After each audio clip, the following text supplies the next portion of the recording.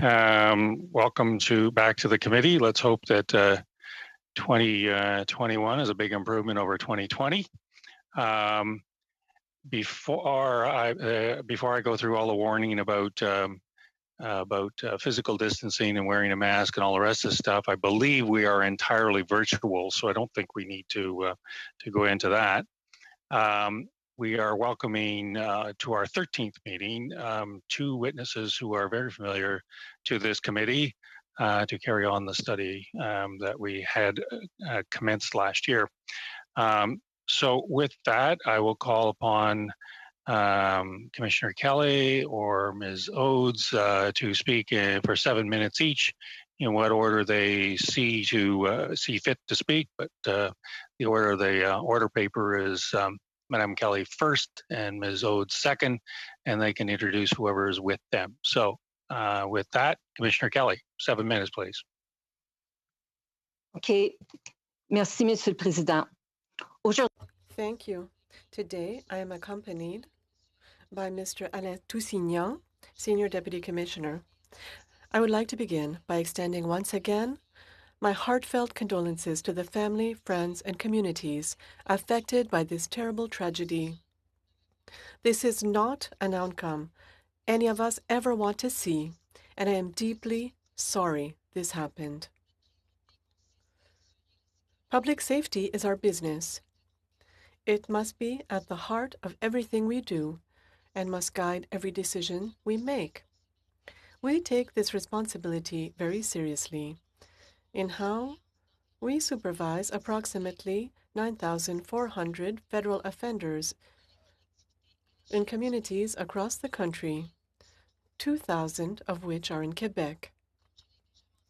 As I have previously stated in front of this committee last year, Mr. Chair, and while I do not want to undermine in any way the seriousness of what has happened, it is extremely rare that any offender on day parole would commit a violent offense like this. But when it does, getting to the bottom of what happened is a top priority, and it has been in this case. Of investigation for contributing their expertise, objectivity, and hard work to this process, especially during this public health pandemic. We have closely examined all of the board's findings and accept their 5 recommendations. We have developed an action plan to implement them in their entirety. As I committed at my last appearance on this issue, we have provided this committee and the public with the Board of Investigation report, along with a summary of the findings, as well as our management action plan, detailing our concrete actions. Je vais commencer par dire que la stratégie de surveillance dans la... I want to say that community supervision strategy in this case was completely inappropriate. I want to be clear. CSC does not condone offenders seeking sexual services. In my 37 years with Correctional Services Canada, I can firmly attest to the fact that this is not something that we as an organization endorse in how we manage offenders. I have made this clear throughout my organization. Immediately following this tragic incident, I ordered a nationwide review of all community supervision strategies to ensure that they are sound, appropriate, consistent with policies and legislation, and serve to protect public safety. Community supervision. Quebec has had a direct supervision model for over 40 years, through which, under contract, community partners play an important role in the successful rehabilitation of offenders. They provide accommodation and support to offenders, while a small number of them, including Maison Pinchot, also directly supervise approximately 155 offenders on conditional release in the community. We are taking steps to move to a single community supervision model for federal offenders in Canada. By March 31st, 2021, the Maison Pinchot Community Residential Facility will no longer supervise federal offenders. Although offenders will continue to be housed at the facility, CSC will take over all aspects of supervision for federal offenders in the community. We will also review our other community residential facility contracts in Quebec with a goal of returning all direct supervision responsibilities for federal offenders to CSC. As with Maison Pinchot, these community residential facilities will continue to house offenders. Building safer communities is a complex process, and CSC cannot and does not work in isolation.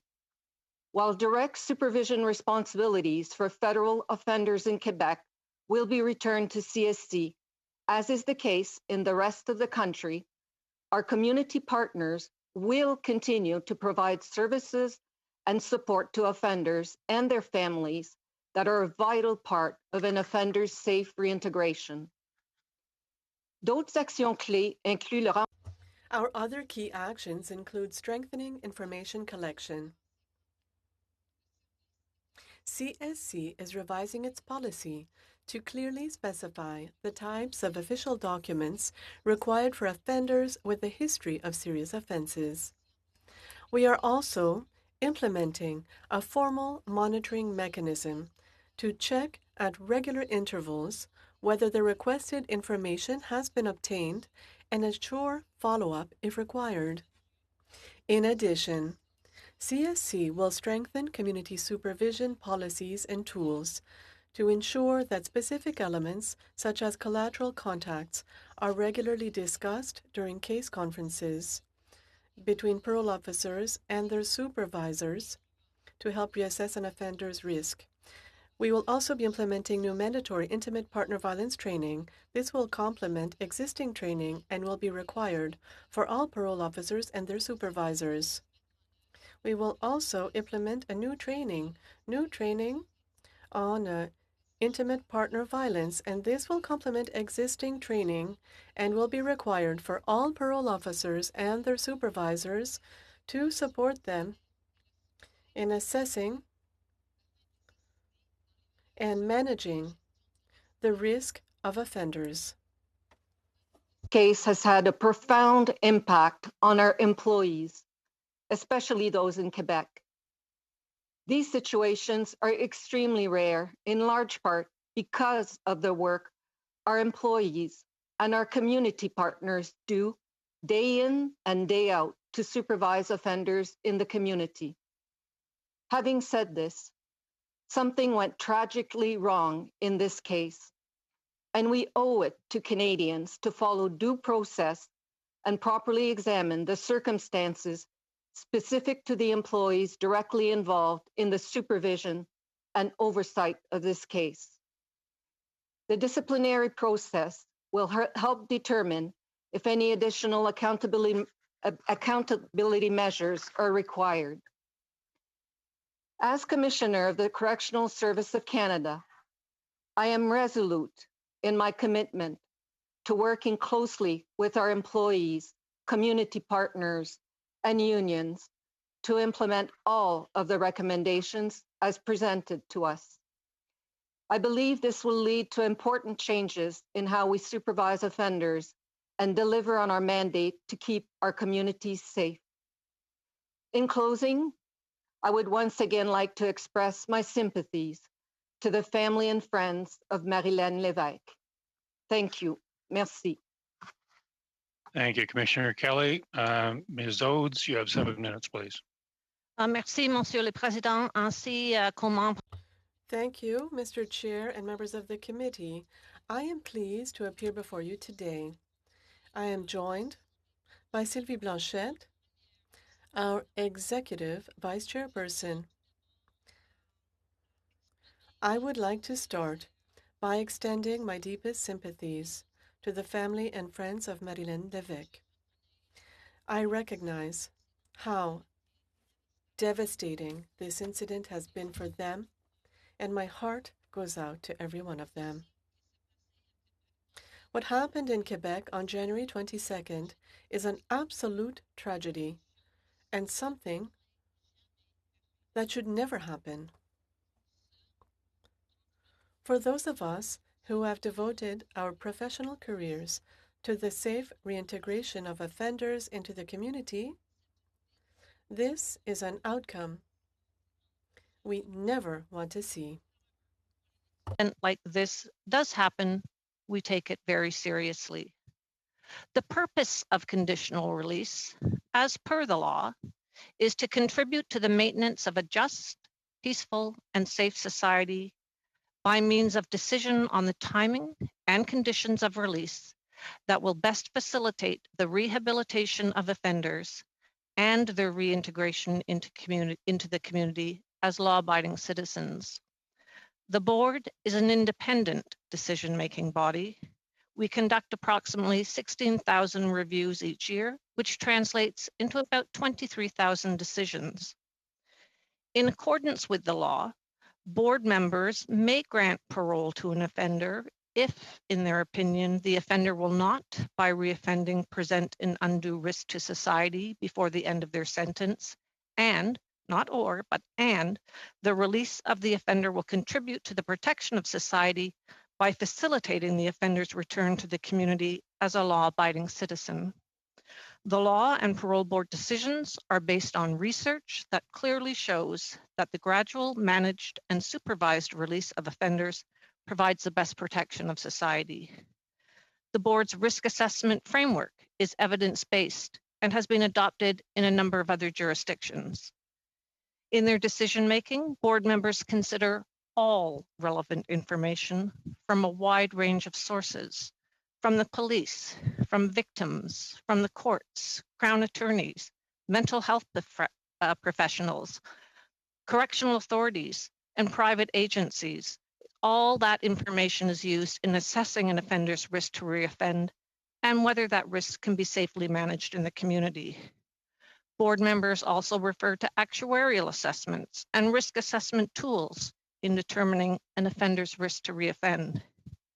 In all cases, the protection of the public is the paramount consideration.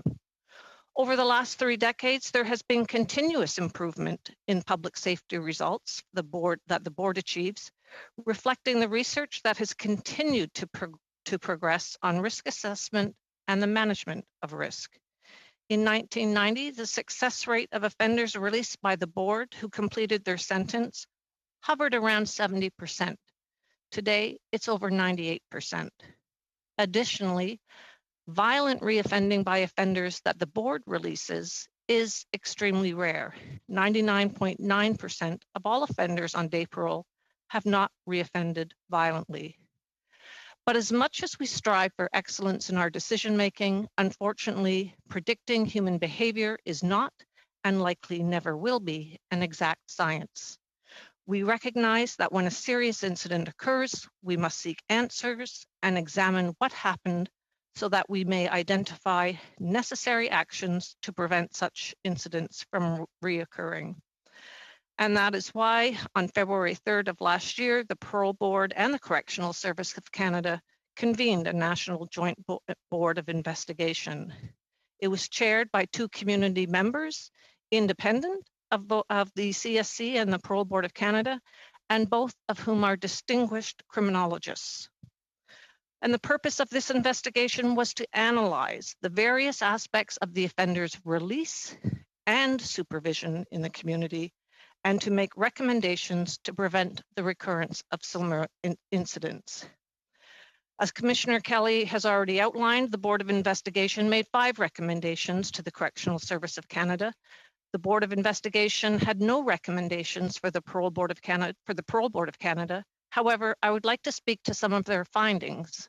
They include that the board members who made these decisions had the level of knowledge necessary to perform their tasks and met all of the board's training requirements, and that our training plan for new board members is well structured and complete.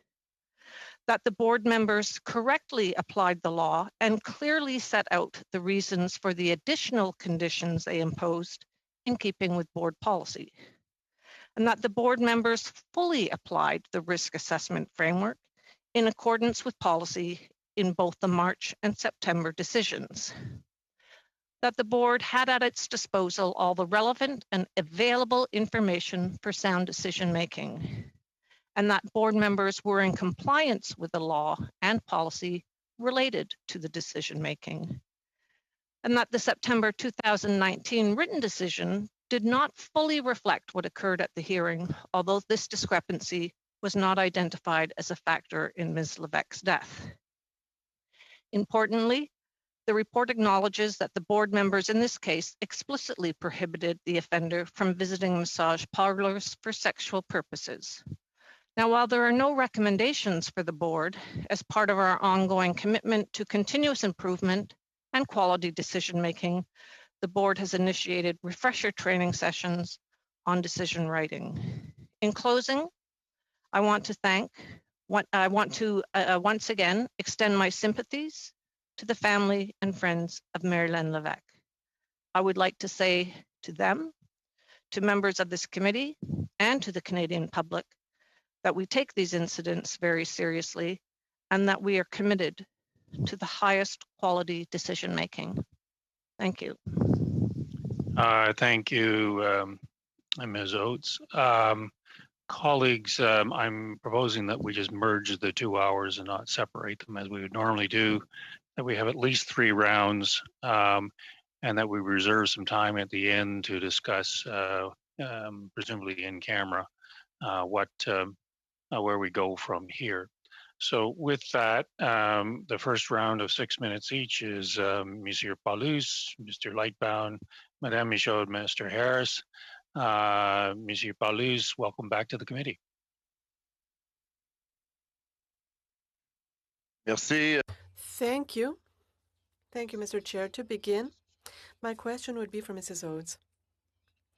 We're going to talk about procedure, and in your introductory statements, you talked about this, so I would like to know, did the board follow the rules? In the investigation report, there are no recommendations, but Jenny Fortin and Joseph Lenné had the power. They had the power to suspend Galesi's day parole and ask for a reassessment. So they knew that he had committed at least 3 criminal acts with female clientele. Is there not an issue with regards to your policies? Thank you for that question. I would like to say that the board did follow the rules, and the Board of Investigation found that they followed the rules. They take, in their decision making, they take all information into consideration, not just one incident, not just one particular, whether it be a actuarial assessment score. They take everything that they have that's relevant, that's available, and they make their decisions that way. That's how we make our decisions. Mais ma question est simple. Yeah, but my question is simple. You talked about the different procedures and that everyone followed all these procedures and that was great. But it's clear from the beginning, it's clear for everyone that if Jenny Fortin and Joseph Lenné had immediately suspended the day parole of Eustacio Galese, Marie-Len Levesque would still be alive. So was it in their power to immediately suspend this parole or not? Yes, and they did discuss that at the hearing itself. The parole officer and Mr. Galez were advised that his parole could be revoked, actually, at that hearing. But I would say that it's pure speculation because all of the incidents that led up. Je m'excuse. I'm sorry, Mrs. Oates, but I don't see that this is speculation. I'm talking about facts. This is a part of their job. And another factor that was not raised, if we talk about the psychological assessment, there was a psychological assessment from June 2017. And then when there was reassessment in the fall of 2019, well, this was 2 years later. Was Was this wrong that they didn't ask for an updated psychological assessment? I don't think that they would have required to ask for a updated psychological assessment given the information that was provided at the time. And all of the incidents, all of what happened after the parole hearing is when, as the Board of Investigation has found, is that many of the indicators in terms of emotional dysregulation, et cetera, happened well after that September parole hearing.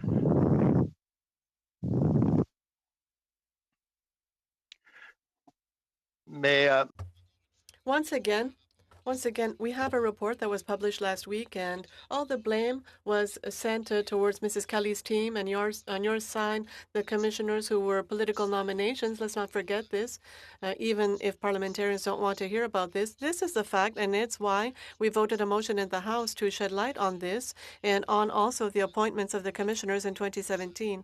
And there was a purge, and then there were nominations, and we're saying that the commissioners didn't have the expertise and the experience.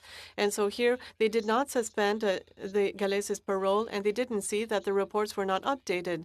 And so this is two things. On page 110 of the report, we talk about nonconformity. They say that there's a disparity between the decision that was shared verbally with the offender and the written statement. So the legal mandate imposes transparency throughout the commission. Isn't there a lack of transparency here? Absolutely no. There's no lack of transparency. We have a decision registry, though, that that is open to all Canadians if they want to access any decisions, any written decisions. What the board found, the board investigation found, was that there was disparity between what happened in the hearing and the accuracy of how that was portrayed in the written decision. It lacked some of the. It should have included more of, or should have reflected more accurately, but it had nothing to do with the events that followed. They did find that. That's a board of investigation finding. That's not my finding. The board of investigation found that they applied the risk assessment framework correctly, that they complied with law, that they complied with all other policies, except for that accurately reflecting the written decision that was clearly evident in the hearing itself. Okay, thank you, Mr. Paulus. Mr. Lightbound, 6 minutes, please. Oui, merci, Monsieur le Président. Thank you. And thank you to Commissioner Kelly, and thank you for Mrs. Oates also to being with us today. I'd also like to mention. I just wonder, before our colleague proceeds, I just wonder, since he is the parliamentary secretary to the public safety minister, I just want to clarify whether or not he has had any role with the department or agencies on this report. I know that there have been, rightly or wrongly, questions raised about the independence of the report, and given it's, of course, has been undertaken by the Parole Board and Correctional Services Canada themselves. So I think that independence, real independence, as well as the perception of independence, is crucial to our work here on this committee. It'll be crucial to the victims' families, to Canadians at large, and of course to everybody involved in the system in order to have confidence in the process. So I just wonder if there is any conflict of interest here, or a perceived conflict of interest, real or perceived, and whether or not he wants to take that into consideration before he proceeds with questions, or perhaps could clarify. Well, I don't know whether you're asking me for a ruling on this, but if it was up to me, and the ruling would be that if the member sits here as a member of the committee, but also as a parliamentary secretary, his position is known to everyone. If there is some who perceive that to be a conflict of interest, so be it, but it's not as if it's anything other than a public position as both parliamentary secretary and member of parliament. And I think it's up to any member to declare their own conflicts of interest And since the member hasn't declared any conflict of interest, I'll give the member an opportunity to speak for himself. But on the face of it, I don't see that that's a valid objection to a member asking questions. Mr. Thanks, Lightbound, do you wish to respond to Ms. Stubbs? If not, we can continue. Oui, mais je peux. Well, I can continue and would like to reassure my colleague to say that I have no involvement at all in the work of the committee that was co-chaired by two independent criminologists from Correctional Services Canada and the Parole Board. So I read the report, as did the other members of the committee. And if you'll allow me, I will continue. And as the chair said, my role is known. I'm a parliamentary secretary to the minister, but I had no involvement at all in the writing of this report. And the two co-chairs had full freedom to speak to any concerns that they might have had with regards to their study and their investigation. Now, what I wanted to say is that, first of all, I would like to repeat what the Commissioner and the Chair said, is that our thoughts must be with the friends and family of the victim, and this must guide our deliberations as a committee here today. We should set aside partisan politics. It's too bad that some people are trying to score political points in the light of this tragedy. What we need to do is to try to shed light on what happened to Marine-Nivek in January 2020. The system failed, and this should not happen again. My questions will be especially for Commissioner Kelly. In the report, it's mentioned that there was a type of confusion between the role and responsibilities from the clinical interveners at Maison Pinchot and the parole officers. Could you explain to us, how could there be this type of confusion as to the roles and responsibilities of the two? You were saying that for 40 years this agreement has been working in Quebec specifically, where there are clinical interventions that do this direct type of work. Why was there confusion as to their roles? And how can this recommendation to withdraw, to centralize this at Correctional Services Canada, can we avoid this type of confusion in the future?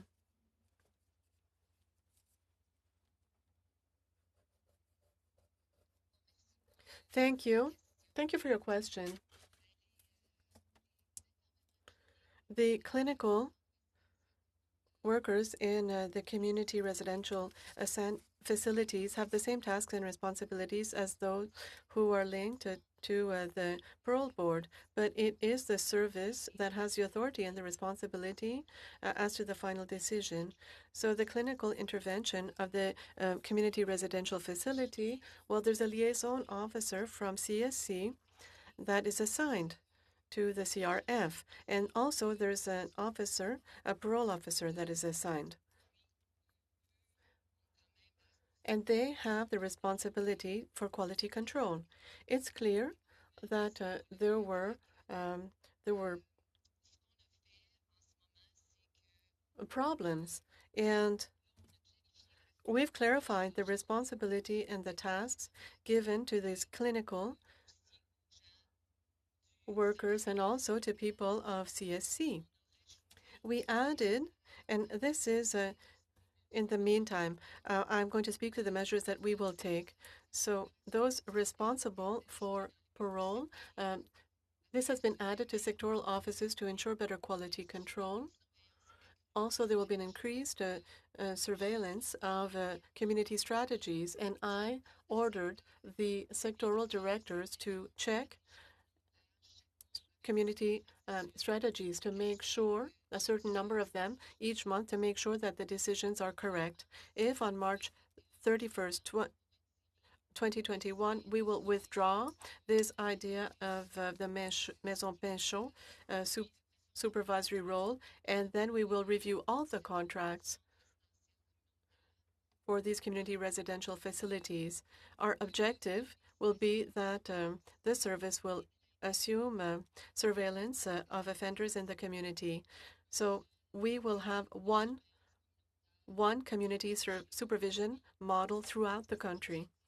And as I said, yes, This has been in place, this community supervision has been in place in Quebec for a long time, but let's say that this tragic incident has highlighted some things. And we're talking about a very small number of offenders under federal supervision that are supervised by these community residential facilities. It's 155. Thank you. How much time do I have left, Mr. Chair? I thought you got distracted for about half a minute, so minute and a half. One last question. In this report, it is stated that there were serious issues with regards to corroboration by third parties. How is it that this was decisive? And what are you going to do following the recommendations to make sure that this information provided by an offender to CSC be corroborated with regards to a family member or a worker? How are you going to solve these deficiencies? Thank you. Thank you for your question. I worked as a probation officer, a parole officer, and it's clear that it is absolutely essential to corroborate what the offender is telling you. And there were significant shortcomings in this case. So what does this mean? The contact with third parties. If an offender has a job, we have to contact the employer. If an offender is going to visit his family, we have to communicate with the family in order to corroborate the facts. If they participate in a program, we do some type of follow-up with a psychologist. So it is absolutely essential. In this case, we do see that there have been shortcomings. What we're going to do is that we're going to set up a template. This will be added to our policy on community supervision. And we will have a list of specific elements, things that must be subject to discussion. Leave it there. Okay. Madame Michaud, 6 minutes. 6 minutes. Merci, Monsieur. Thank you. First of all, I would like to say that my thoughts are with the family and friends of Mrs. Lévesque. And this report has been awaited.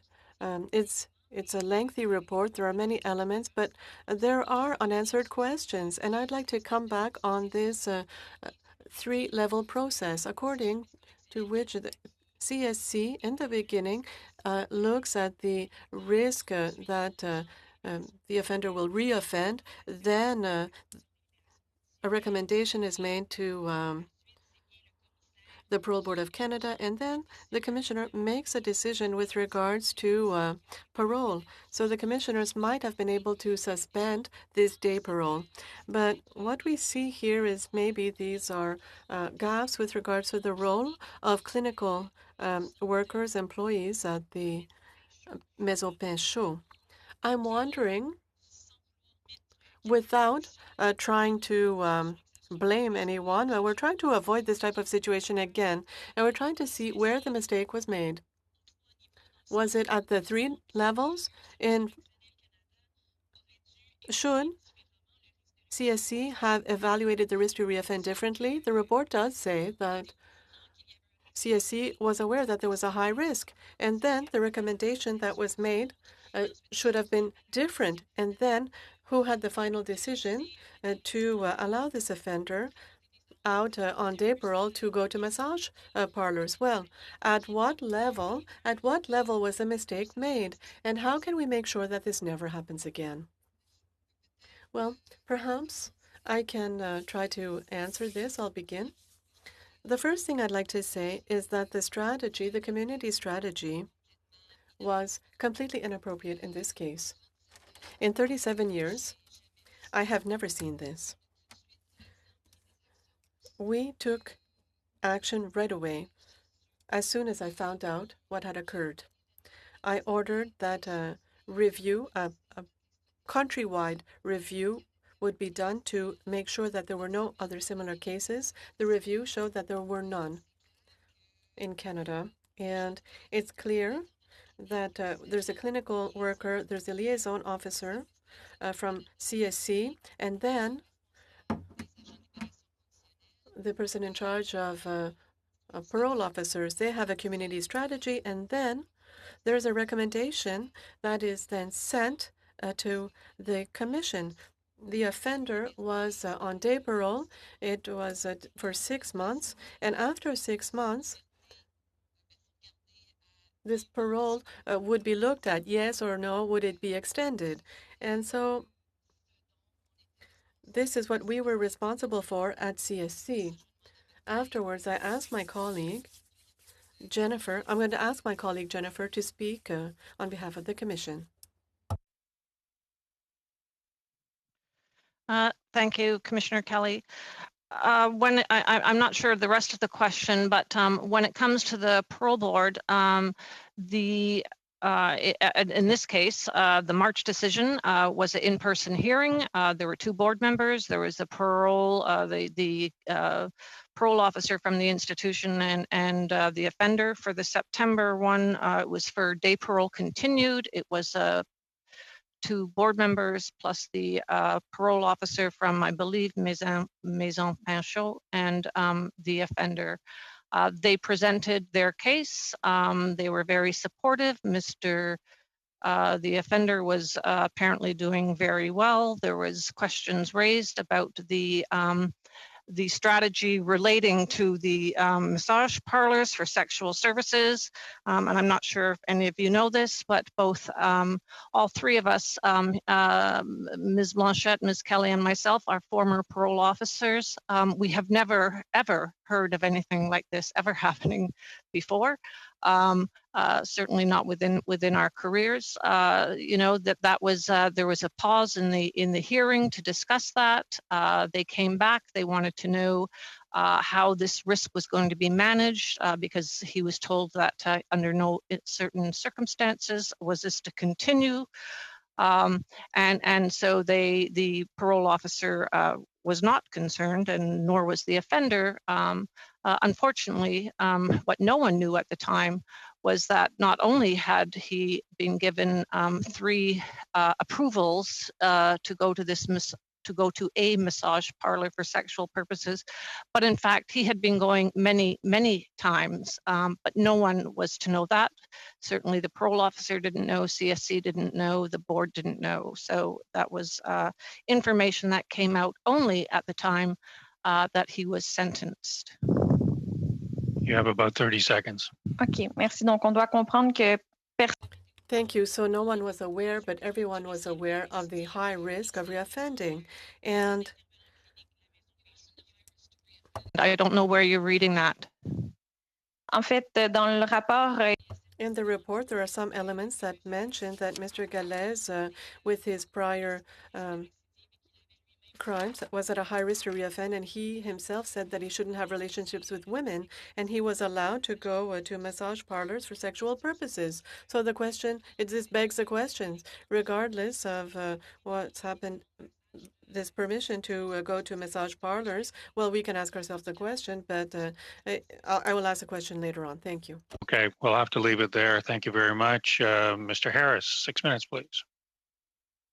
Thank you, Chair. Ms. Odes, you talk about the meeting on the 16th of September 2019 dealing with day parole, and it was at that meeting that it was made known to the parole board members that there had been essentially, and they identified them as criminal offenses, been committed by the parolee during the period from March till then.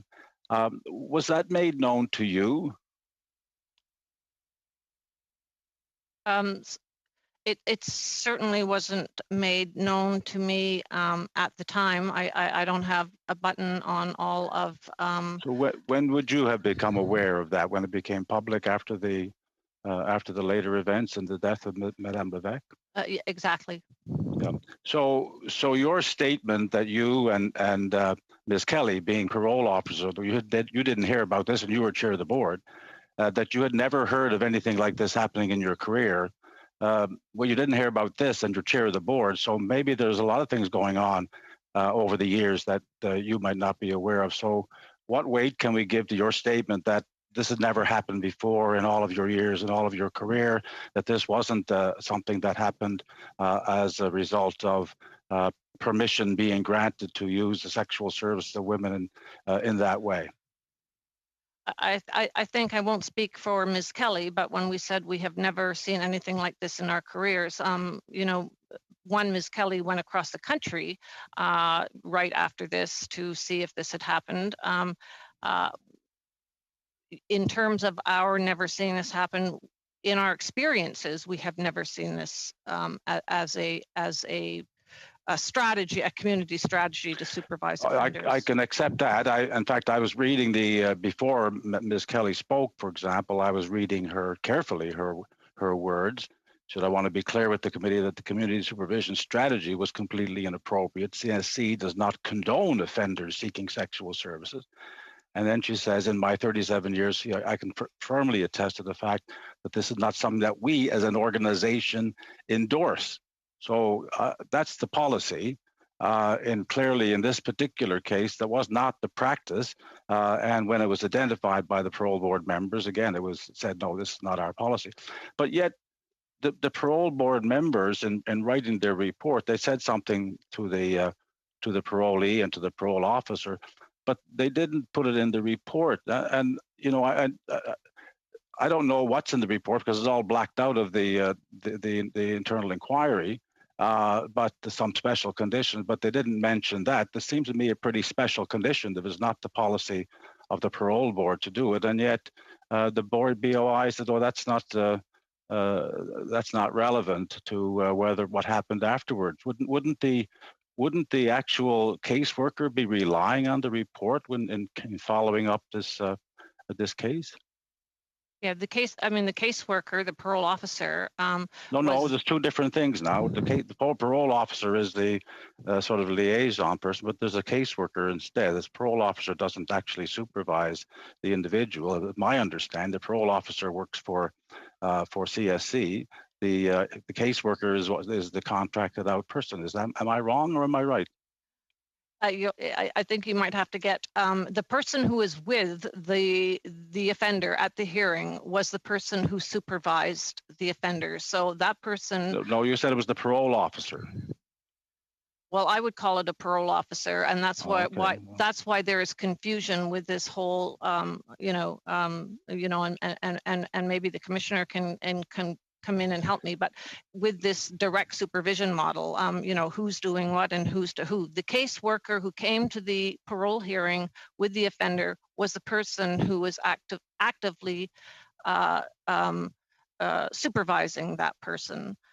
They worked for Maison Panchot. It wasn't a CSC employee who was at that parole hearing.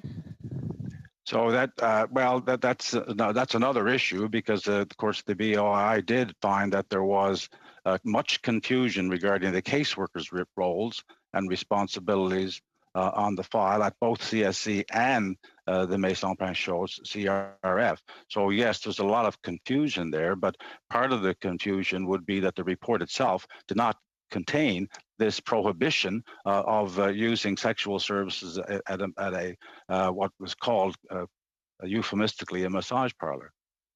Yeah, and I would counter that with that the board investigation did say that in the hearing itself, it was very explicit that it wasn't in the written report, but that it was covered through the additional conditions that the parole board attached to his condition of release. We didn't see those; they were blacked out in the report. So what confidence can we have that all this is all okay? It's not an independent investigation by someone with no connection to this whole organization, and I'm struggling here with the fact that this is raised. It's not in the report.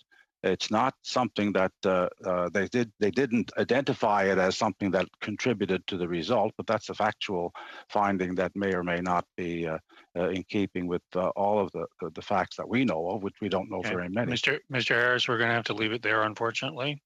We'll get back to it later. Second round is a 5-minute round. I believe Ms. Stubbs has 5 minutes, Mr. Iacono, Madame Michaud, Mr. Harris. I believe it's Mr. Motz next, and then Madame Labradopoulos. Thank you, Chair. I know our colleague Shannon was having some connectivity issues.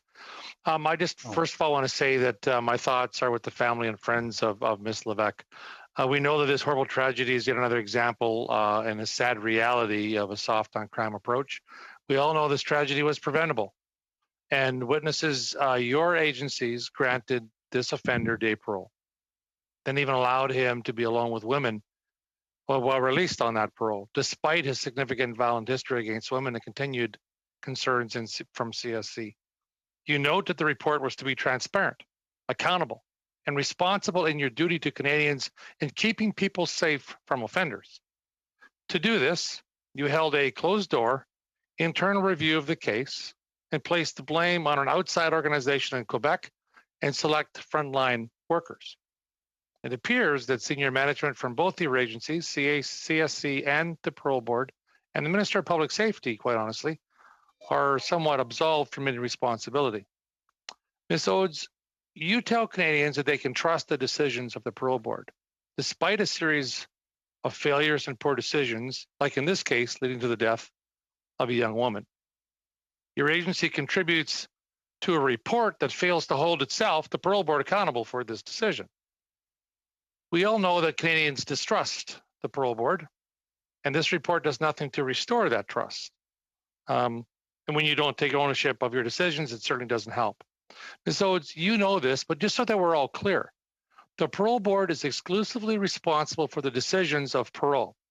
Section 107 of the Corrections and Conditional Release Act states, and I will quote, the board has exclusive jurisdiction and absolute discretion to A, grant parole to an offender, B, terminate or revoke the parole or statutory release of an offender, and C, cancel a decision to grant parole to an offender or cancel the suspension of that parole, end of quote. Now, given that fact, can you explain how the Parole Board can be solely responsible for the release of offenders and the conditions of their release, but yet not responsible for your decisions, like in this case? Yeah, thanks for that question. We are responsible for all of our decisions. We are accountable for all of our decisions. And this Board of Investigation was independent. I have never met the two co-chairs other than to have read their CVs. They were assisted by people in CSC and the board, because any inquiry, whether it be or investigation, whether it be the Dobney report, taking responsibility, has to have people to help these independent chairs find the information they want, explain about how things work. So I beg to differ that it was an independent report, and the findings were such that the board members that made these decisions, and there were the two decisions, the March and the September decisions, followed law and policy, appropriately applied risk assessment framework.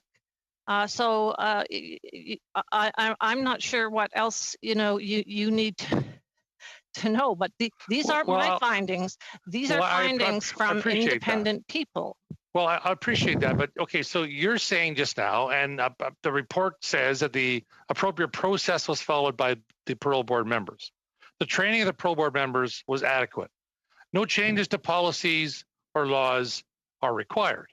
So if the laws are okay, the rules are okay, and they were followed by the board members, then there's only one variable left, and that is that the decision makers themselves made a mistake. And it seems clear they did not have additional information that was lacking from the files before making a decision. And so that certainly doesn't reassure Canadians that the parole board's decision will be any different moving forward. So this report says, let me finish, please. You can answer my question then. As noted in your report, there were areas in this case that had missing or not enough information to make appropriate decisions and appropriate informed decisions. So was there anything preventing the parole board members who actually heard this case from seeking further information in order to make a better, more informed decision before releasing this offender? I don't know. Unfortunately, Ms. Oates, Mr. Moss has left you about 8 seconds to answer that question, so you'll have to work at it somewhere else. They had all the information they needed. Okay. I'm going to go on to Mr. Yakino. 5 minutes, please.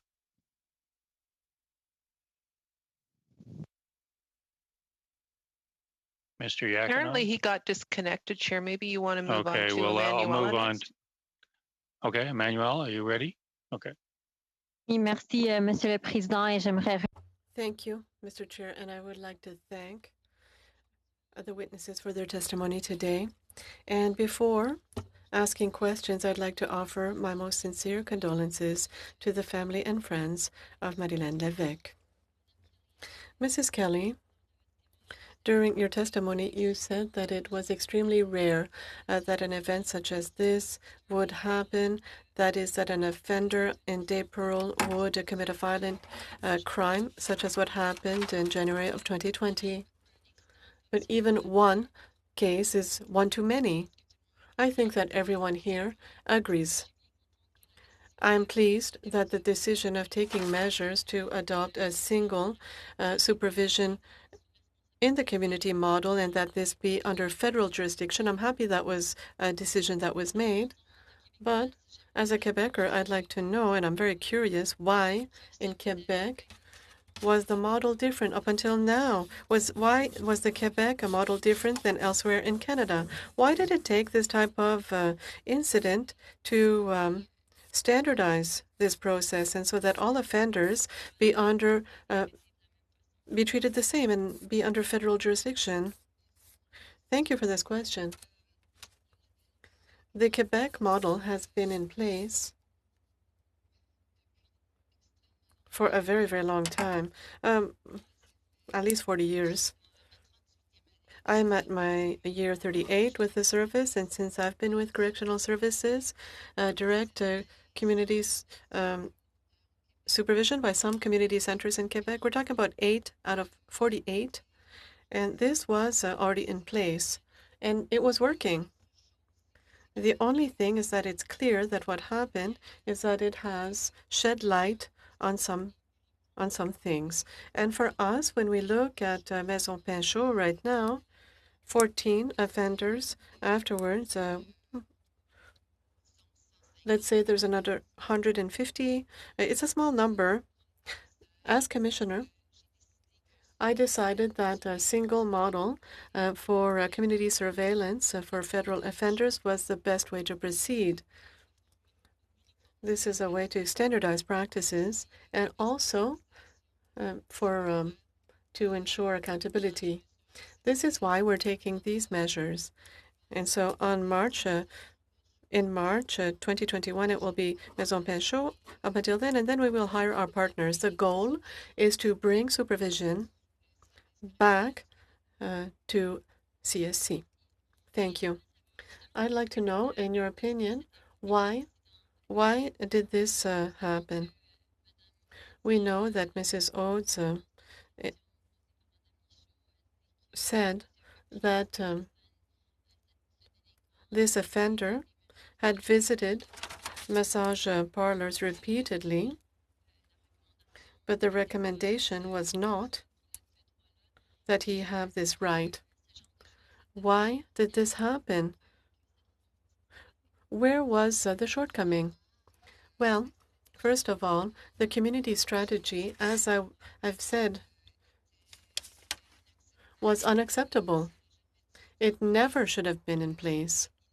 It was inappropriate, and it's clear, and I've been clear throughout the organization, and that is why we did a nationwide review of all the community strategies in place. Also, during supervision, there were shortcomings as well. And so this is why in our action plan, we have concrete actions that will be taken. For me, this is a tragic event. It's never something that should happen. We want to ensure that public safety is upheld. Contact with a third party, this was an element. Facts that need to be corroborated when an offender shares information, and case conferences will be reinforced so that the parole officer and their supervisors discuss key elements that need to be discussed. If an offender is being supervised in a community, and if the risk, and the risk will always have to be reassessed. If we need to take other measures, we will do that. If we need to change the way that risk is being managed, we'll make the change. I think that the changes that we will make are going to improve community supervision. Thank you. Madame Lambro-Popoulos.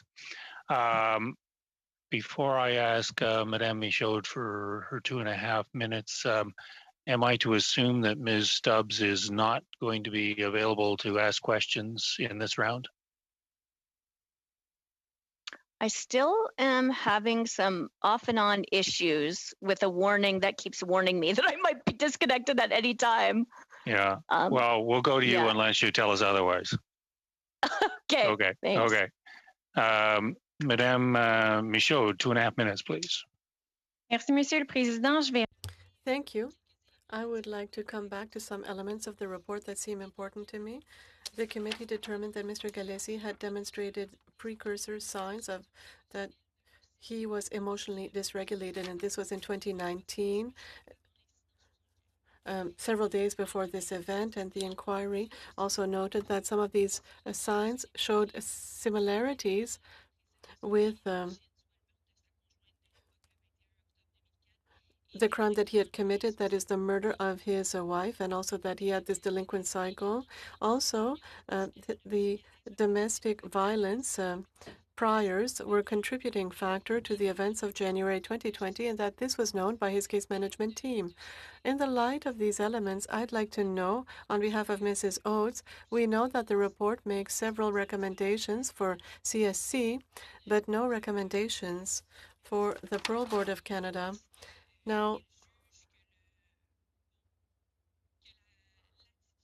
it seems that, do you think that the facts demonstrate that the Parole Board of Canada was irreproachable in all that they did? Thank you. What probably the timelines in the redacted report don't indicate is that those many of those precursor emotional dysregulation happened well after the September hearing. So at the time of the December hearing, none of those were an issue. So they didn't come to light because they weren't evident at that time. The offender was apparently, according to the hearing and the parole board, the parole officer, the maison pinchot, just to be clearer, a person who was with the offender at the parole hearing, was doing extremely well, had a new job, et cetera, et cetera, et cetera. So all of those events that started to sort of derail this offender, through emotional dysregulation, disorientation, et cetera, happened well after that September hearing. Thank you, Madame Michaud. Mr. Harris, 2.5 minutes. Thank you, Chair. Ms. Kelly, Commissioner Kelly, I want to refer you to the references in the report, the executive summary, page 6, says that the caseworkers at CRF didn't receive the shame training as CSC provides as parole officers, didn't benefit from the guidance or clinical supervision provided by parole officer supervisors, and that despite the contract agreement between the two organizations was much confusion regarding the caseworkers' roles and responsibilities on the file, both at CSC and at Maison Pinchot. Does the CSC or do you take any responsibility for that failure? So in terms of the training, I believe what the report says is, first of all, academic qualification were met. In terms of the training, the CSC people had received the CSC training, and the clinical caseworker had received the training from Maison Pinchot.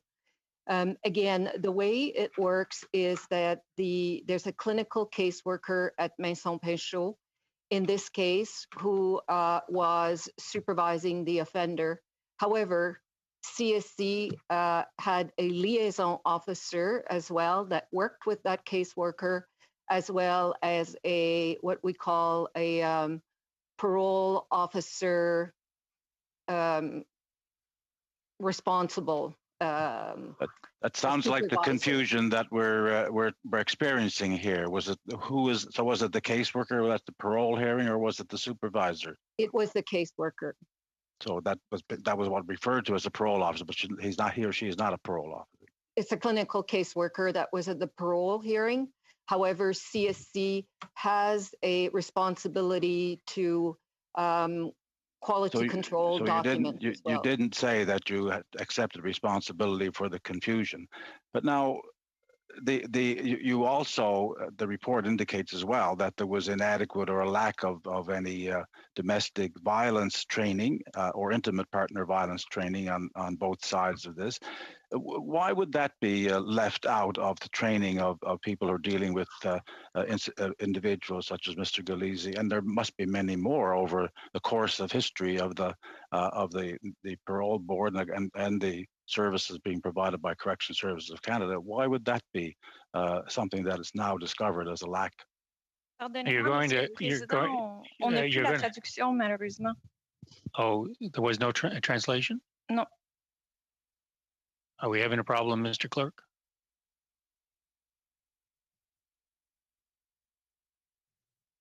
I'll just speak so that the translation might add it through.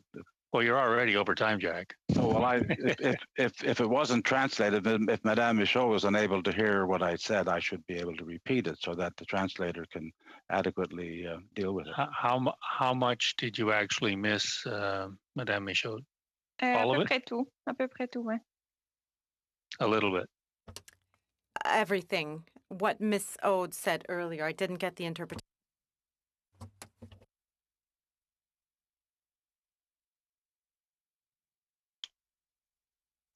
Okay. I don't know, Chair. I think the NDP and the Bloc are in cahoots to have Jack just ask more questions. Sorry. Yeah. That doesn't sound like a point of order. Yeah. You don't have to wind Jack up to get questions. I can tell you that. No, I'll just repeat the final part. I'm sorry, Madame Michaud, if you missed the earlier part, but I was questioning whether the report indicates that there was a lack of training in intimate partner violence and a lack of any current domestic training available to the CSC individuals as well. That seems to me to be a major lack, and I was asking Madam Commissioner Kelly if she would say why would that be now only discovered. Just before I give Madame Kelly 30 seconds to answer that, I just want to make it I just want to clarify with Madame Michaud that translation came through, did it? La traduction est bon? Là, oui, ça fonctionne, merci. Oh, okay, good. So, Madame Kelly, 30 seconds, please. Okay, Ms. Kelly, you have 30 seconds. I want to clarify that in terms of confusion of responsibilities, this is why we're changing the model actually and have a uniform model across Canada. In terms of the training, the parole officers actually get quite rigorous training. There's a 50-hour online training. There's a 3-week in-class training. And the mandatory intimate partner violence training is actually going to complement the current training that they get on spousal assault risk assessment. But the board determined that more was needed, and this is why we are implementing this mandatory intimate partner violence training. Okay, thank you. Thank you. With that, I understand, Ms. Stubbs, you have stabilized. So you have 5 minutes, please. Thanks, Mr. Chair. I will give this a whirl. And if I start, going in slow motion or acting erratically or stop completely, I'll just chalk it up to rural internet out here in rural Alberta. I just want to touch a little bit on, I think, some of the issues my colleague from Medicine Hat started to get into, just relative to independence and public confidence in the reporting. And just a couple of things, I think, to illuminate Canadians who might be wondering. I wonder if either or both of the witnesses could talk us through sort of how this came to be. I know on page 2, the motive for a national joint investigation was to demonstrate, quote, accountability, responsibility, and transparency. I would say that there are, rational and reasonable concerns being raised with a primarily internal investigation on those counts. So I just wonder, did the minister direct the creation of these internal investigations, or was it driven by the agencies? I can answer that. It was not directed to the board. We are an independent administrative tribunal, so the minister actually doesn't have the ability to direct. But this is basically pro forma. These, unfortunately, there is zero risk. These incidents have happened before. Very, very rarely. I think the last one that we did a joint in Board of Investigation with the Correctional Service of Canada was back in 2009.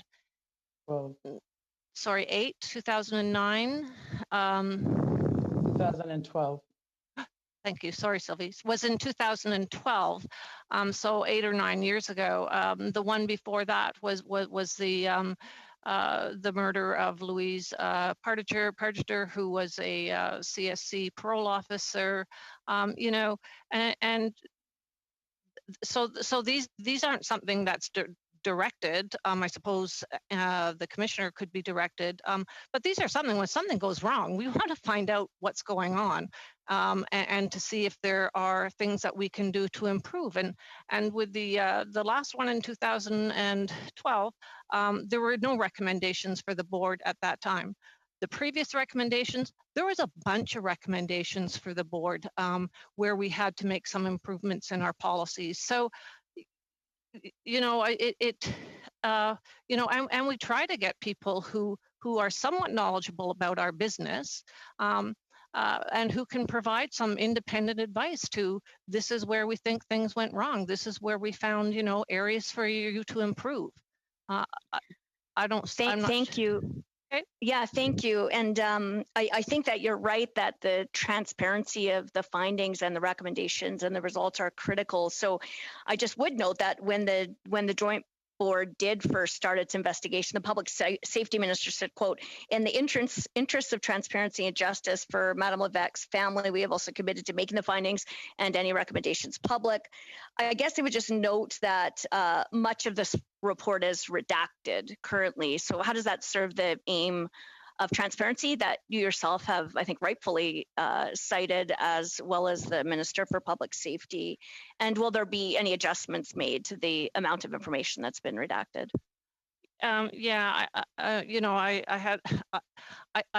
I had the privilege of reading both redacted and non-redacted. They're redacted according to the, ATIP requirements. It's not something that we can say, don't put that in or don't put this in. Those are that's just access to information and privacy requirements that they go through with regards to whatever personal information, personal indicators, that sort of thing. Unfortunately, that's just the law and the policy. You have about half a minute.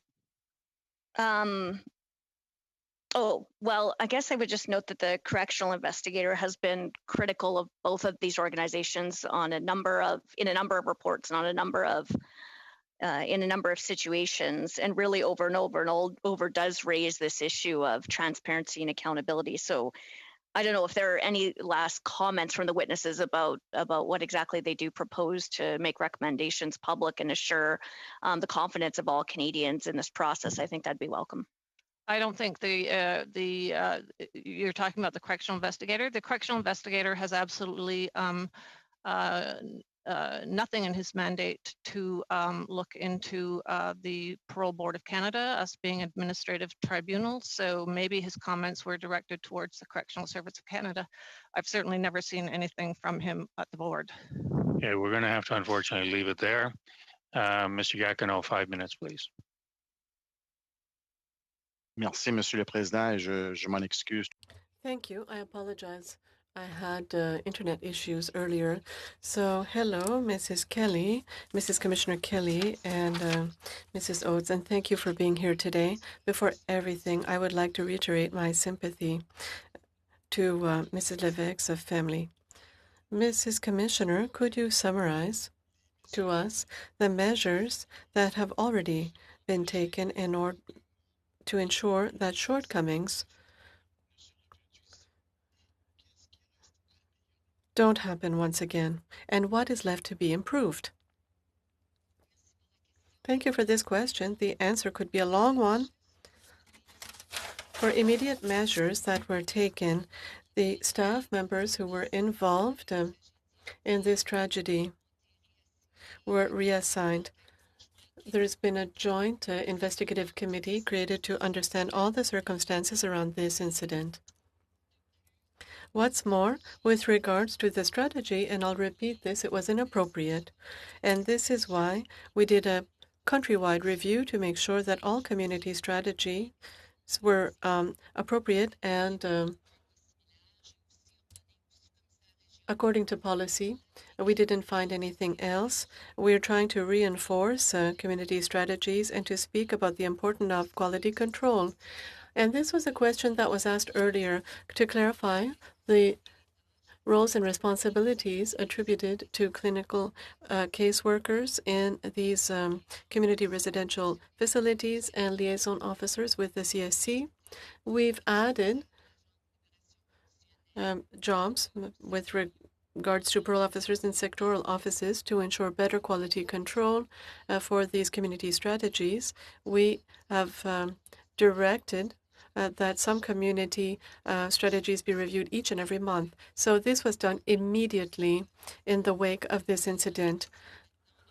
Also, we do have an action plan to make sure, with regards to information gathering, with regards to contacts with third parties, case conferences, training, and naturally to change the community supervision model. All these measures will be undertaken to improve community supervision. Great. So CSC announced that the directive on information collection is being reviewed to have a clear definition as to what is a serious crime and how the supervision practices will be improved. Is this new definition been set out yet? And can you share with us what are the new supervision practices that have been implemented? Thank you. With regards to information gathering, what I would like to say on this is that, first of all, following the admission of an offender in a federal institution in 2006, the committee noted that the service had asked and received documents from the judge, the prosecutor, the police officers, but that there had been serious crimes that had been committed prior that were not included in the file. We should have had what we call the trial transcript, and we did not. And so what we do with regards to information gathering is that we review the Commissioner's directive, and we clearly seek to see what is a serious offense, and then we look at the types of documents that are required and relevant to the prior offenses of the offender that meet the definition, and then we implement an official follow-up mechanism that will be integrated in our management system for offenders, and there will be reminders to our parole officers in order to make sure that we have all the documents that are relevant and that all these documents are found in our files. And I've already discussed to make sure that interim measures will be put into place. We're not waiting on this. And with regards to supervision, it's the contact with third parties, case conferences, all of this will be reinforced. And once again, we're not waiting on this. I've discussed with the people responsible in all regions to make sure that they speak with their team and that contact with third parties be reinforced and case conferences as well between supervisors and parole officers, that they talk about contacts with third parties and try to see how things are happening in the community with the offender, and if we must reevaluate the risk presented by the offender. A lot has been done. I have to leave it there. Before I call on Mr. Palouse for the beginning of the third round, I take it the third round will roughly end around 5:15. This clerk advises me to go in camera is going to take 10 or 15 minutes all by itself, which makes the process a little bit silly. So I still propose that we have an informal meeting among ourselves for the last 5 or 10 minutes, so that we can figure out where we're going as a committee with this and other things. So, Mr. Palouse, 5 minutes, s'il vous plaît. Merci, Monsieur le Président. Thank you, Mr. Chair. Mrs. Oates, you said that there was not a...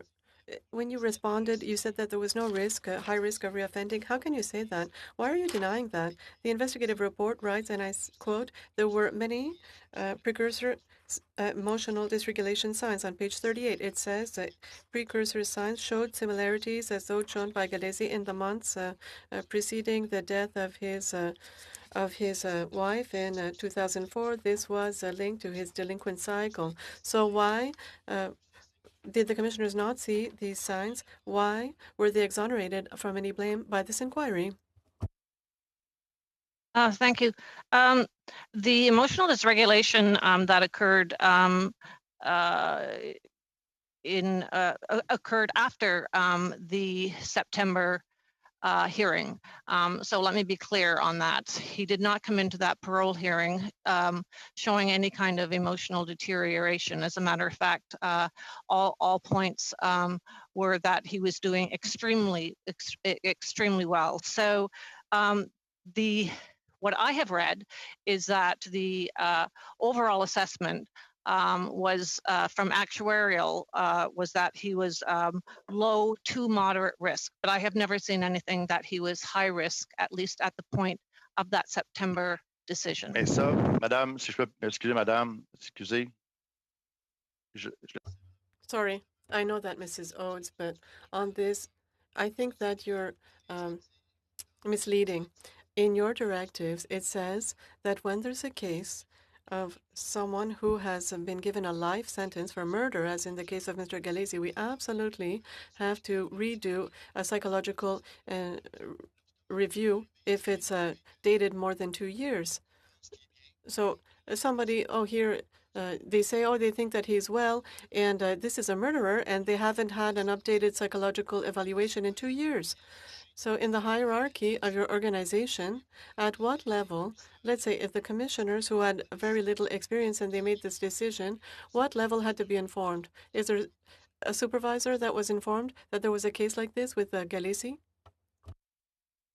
My knowledge, and I will get back to this committee if it's not right, but that at the March decision, 6 months for his original parole decision, there was all of that information and it was up to date. So 6 months later, it would have still been up to date.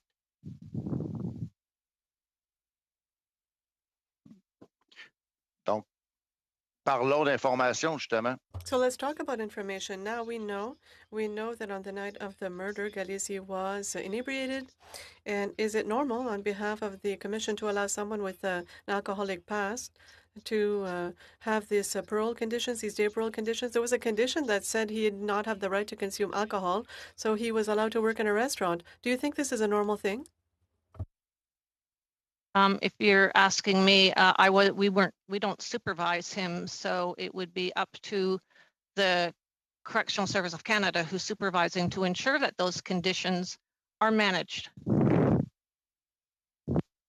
Ouais, mais les conditions, est-ce que vous trouvez que c'est normal? Yes, but do you think that it's normal in this condition set out? You think it's a normal thing? This was accepted by the commissioners, that the condition of not consuming alcohol was present, and then he was allowed to work in a restaurant. Does this seem like a normal thing, that the commissioners would have accepted that? I'm not sure if I'm losing something in translation, but the conditions that are imposed by parole board members, must obviously be related to his criminological risk profile. So, if they had a drug issue as contributing to their original index crime, then one would normally have, do not consume drugs or alcohol. So if that was the case, but in terms of working in a restaurant, I don't have a lot of time. One last question for Mrs. Kelly. You're saying that the co-chairs of the internal review were independent. Can you explain how is it that Diane Valcourt, she works for CSE since 2008? She's one of the two co-chairs.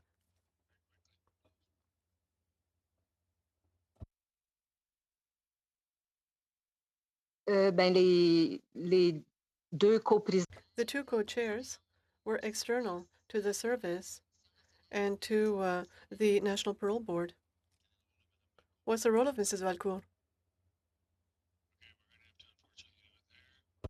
Madame Damoff, 5 minutes, please. Thank you, Chair. And this is a horrible tragedy that occurred, and I'm glad that we're hearing from you, Ms. Kelly and Ms. Oates, to share with us the recommendations. I've listened throughout this whole meeting while the Conservative members have called this an internal review. It was not an internal review, it was external, where they questioned the independence of the review. These were two independent investigators that wrote the report, and all of their questions seemed to be directed at the parole board. And because they didn't get the recommendations that they were hoping for, they're now questioning the report. And I have a real problem with that, about transparency, about independence, because I'm just going to read from the report. The Board of Investigation did not find any factors that are relevant to understanding the incident related to the Parole Board of Canada operations. The Board of Investigation found that the board members who made the conditional release decisions in March and September met all of the Parole Board of Canada training requirements and had the level of knowledge required to perform their tasks. The Board of Investigation believes that the Parole Board of Canada training plan for new board members was well structured and complete. So I just wanted to get that on the record. And Ms. Oates, I appreciate your patience in defending allegations that were simply not true, that were made. My question is actually for you, Ms. Kelly, on training. One of the recommendations is that there be intimate partner domestic violence training, and I'm wondering if you would consider adding to that training on coercive control. As you know, that's very different than intimate partner violence training, and I think it would be very helpful if you would consider including that in the training that the parole board, the parole officers are receiving. So I'm making note of this. Okay, so I'll take that as a yes, I'll look into it, and thank you. And I'm going to turn it over to Ms. Kara. Thank you, Pam. Thank you to both our witnesses for being here. Before I begin, I too want to join my colleagues in giving my sincere condolences to the family members of Ms. Levesque. I want to talk a bit about community supervision for a moment. Ms. Kelly, I know CSE is going to work to ensure that the model that was in place at the time of the murder will be changed so the CSE has complete responsibility for inmates in the community. In the recent in the departmental results report of CSE, we saw the breakdown of funds allocated to your agency based on funding for community supervision versus for those who are incarcerated. The rates of inmates being released in the community has increased. Has the funding for community supervision kept pace with this increase? Okay. Thank you for the question. Just find the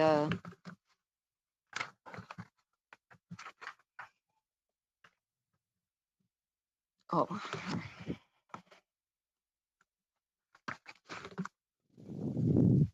So yes, the community expenditures have increased from 10% in 2014-15 to over 11% in 2019-20. So they have. The other thing is what's important to know in terms of parole officers is we use a formula, and I think I spoke about that the last time I appeared before the committee. It's called a community parole officer resource formula, and that determines how many parole officers we require. And it takes into account the time they're available for work, the number of reports, case management reports they must complete, the supervision activities, and in there is the frequency of contact, because depending on which type of offender, some offenders are seen 8 times a month, some are seen 4 times a month, it depends. So that's taken into consideration, and the travel that they need to do to meet with the offenders. And this is reviewed each year, and the unions are also part of that review, USG, and the numbers have increased, yes. Thank you. Mr. Chair, how much time do we have? You have about 20 seconds. I will, well, thank you. That's okay. Ms. Oates, are you reconnected? You looks like the lights went out on you. Yes, I was working in the dark there for a couple of seconds. All's good now. Okay. Well, so do the rest of us. Madame Michaud, 2.5 minutes, please. Merci, Monsieur le Président. Thank you. I'd like to come back to what you said, Mrs. Kelly. You said it was your responsibility to follow the processes and to examine the circumstances around employees, and the disciplinary process will help you, and there will be additional accountability measures. I'm wondering, when you talk about additional accountability measures, are we to understand that the fact that the Maison Pinchot supervision was withdrawn, is this a measure? And I'm wondering about this disciplinary process. How is this happening? How long is it going to take? And what are the accountability measures that could be required? Thank you for the question. It's clear for us before going through disciplinary inquiries, and we've done this, we waited that the criminal investigation be ended, and then we could look at the review to have a complete picture of the circumstances. So we went through some disciplinary reviews, and disciplinary reviews have been launched, and an external person from CSC will do these reviews, and also a retired executive from the service. They are going to go through these disciplinary inquiries. I don't know how to say this in French, but notices have already been sent to the employees, and they're going to look at the context, the description, and the chronology of events. And afterwards, they will submit a report. We expect that the report will be submitted in a little over a month, and there are different accountability measures that might be taken. There is a reprimand, suspension. This can go as far as firing.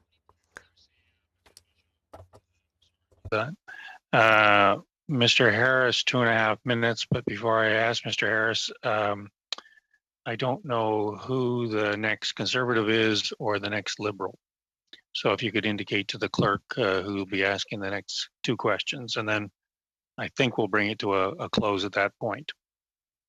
Thank you, Chair. And of course, my heart pains for Madame Levesque and what happened to her, and her family and friends must be going through an awful lot just hearing about this again today. So, but having said that, I'd like to ask Commissioner Kelly. She was referring to all the documents that are supposed to be in the hands of CSC at the time of obtaining a prisoner. An offender in the federal corrections services. But something you said that you didn't have access to serious previous crimes that have been committed. Surely something as basic as a criminal record of an offender would be available to CSC, and if not, it would be found pretty quickly. No, we absolutely, we do request police reports, Crown documents, judges' comments. In this particular case, my understanding, it was a historical offense. And although we had the police report, what was missing and what they thought was important was a trial transcript. And so what they recommended is that we define what a serious offense is in the context of historical serious offenses, and then what types of documents are required for those specific cases. And this is what we're going to do.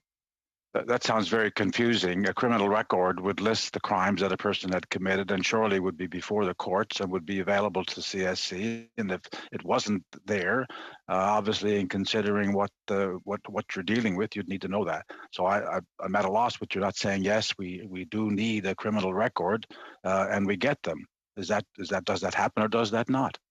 Yes, we had the criminal record. What they found we had the police report, but what they found we didn't have was a trial transcript, and that would have helped to have that. So that's why they made the recommendation, and that's why we're going to define serious, and as well as have a list of documents that are required, and then establish a formal BF mechanism, so that there's follow-up until the information is obtained or until it's in writing that it's unavailable. Well, Thank you, Mr. Harris.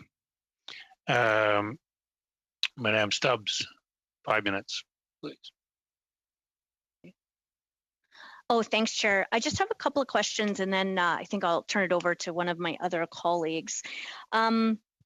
So I think what I just wanted to start by following up on the end of the questioning from my colleague Pierre Paulus. Of course, the concerns about independence from the Correctional Services of Canada in terms of the board members who were involved in constructing the report is just because of the evidence that one of the co-chairs did, of course, do contract work for, and we're assuming not volunteer unpaid contract work for, the Correctional Service of Canada in 2013.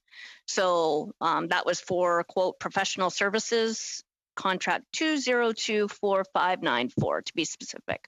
So I certainly welcome any follow-up information with regard to that, but that would be just why these questions about independence and therefore public confidence in the results are being asked. But what seems really obvious to me is, obviously a lack of information getting from one side to another, and therefore people being able to make the best possible decisions with the best possible information. So I guess if either one of our witnesses would be game to make a solution to us in terms of if there is actually any legal remedy, like if it is the case that I'm assuming it's the case that we all agree this was a high offender, this situation was unacceptable, and it resulted in a woman's death. So we all, I'm assuming, share the same objective that we want to stop that from happening.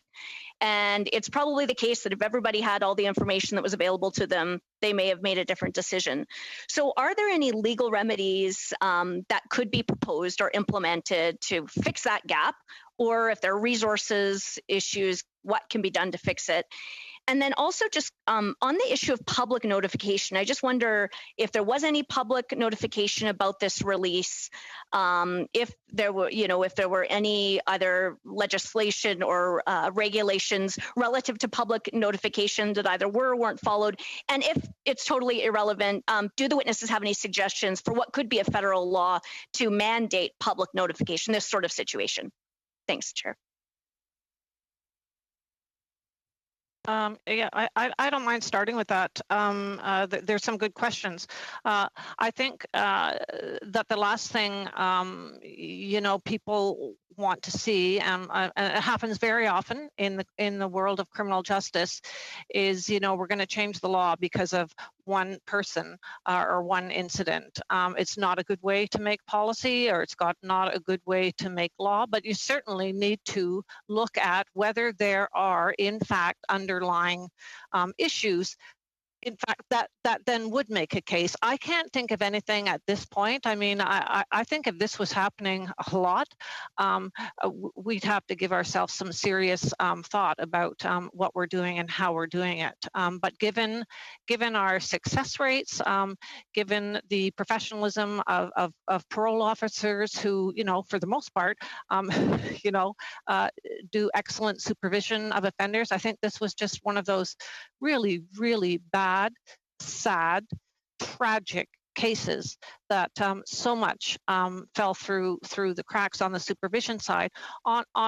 We administer the law. We don't make the law. I can't think of anything that would have helped this case from a legal perspective, at least for for the parole board. I'm not sure with the commissioner, but from my perspective, I think you need to think about these cases. You need to really look into them. I think they've done that, but I can't imagine coming up with some kind of law that would where I don't see anything systemic.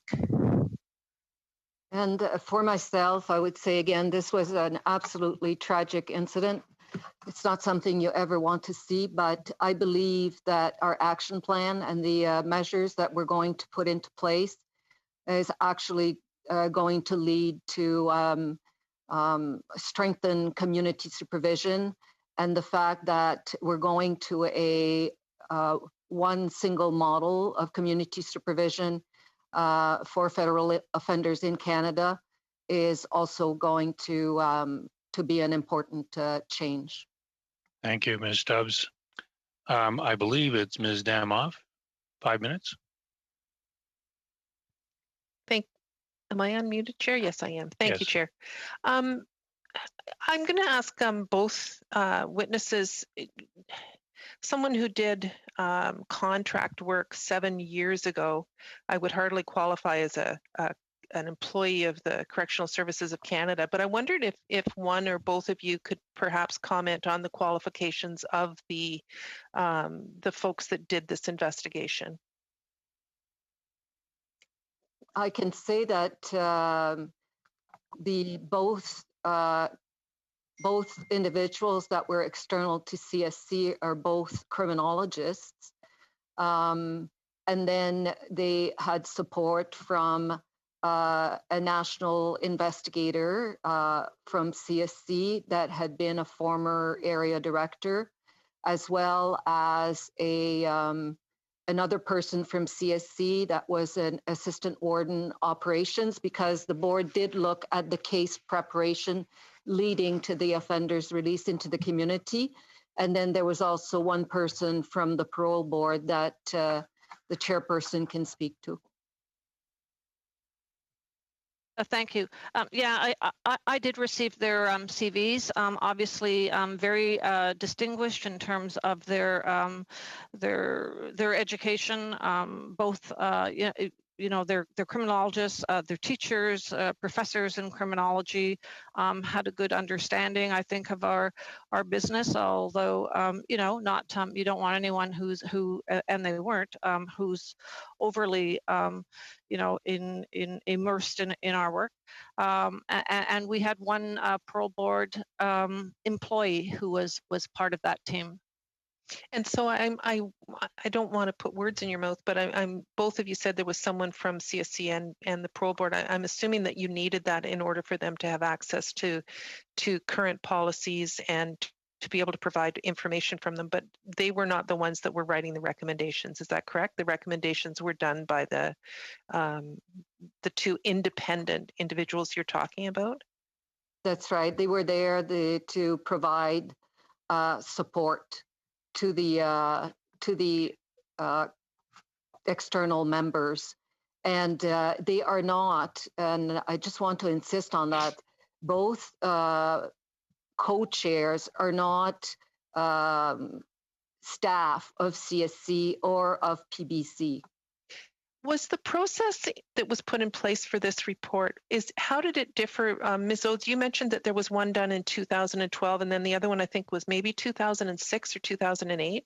Was the process of getting this report the same, or did it differ in terms of individuals chosen to write the report? Or do you know? I don't know, because I was in another place in 2012, so I wouldn't know, but I would assume that very similar to what occurred over this investigation. Ms. Kelly, one of the things that you're changing is the model that's used in the province of Quebec. That model has been in place for 40 years, and I understand from people, from some people who spoke actually quite highly of the model that's been used. I understand why you're making changes, and it was a recommendation that was made, but I wonder if you could just speak to the fact that this model has worked well for 40 years, and this was the exception, not the rule, for the way that offenders were handled in the province of Quebec.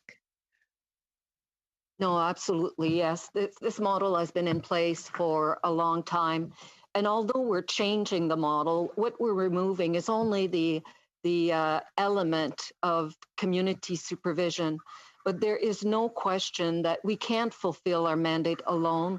We rely on our partnerships. We have very strong partnerships in Quebec and our community residential facilities in Quebec, just as it is for the rest of the country, will continue to provide offenders with accommodation and support, and that's vital to the successful reintegration of the offenders. Thank you. I think that's my time, Chair. It is, in fact. Thank you, Madame Damoff. And on behalf of the committee, I want to thank both of you for coming before the committee on such short notice. We appreciate your responsiveness. These are extremely difficult circumstances that we all share in the difficulty of this tragedy. And if there's something to be recommended, I'm sure we'll try to circle in on it. With that, colleagues, I'm proposing that we suspend for 2 minutes and allow our witnesses to leave the meeting, and then we'll have a brief, but bear in mind, public discussion about what you want the clerk and I to try to organize for Wednesday. So with that, we're suspended for a couple of minutes. Thank you.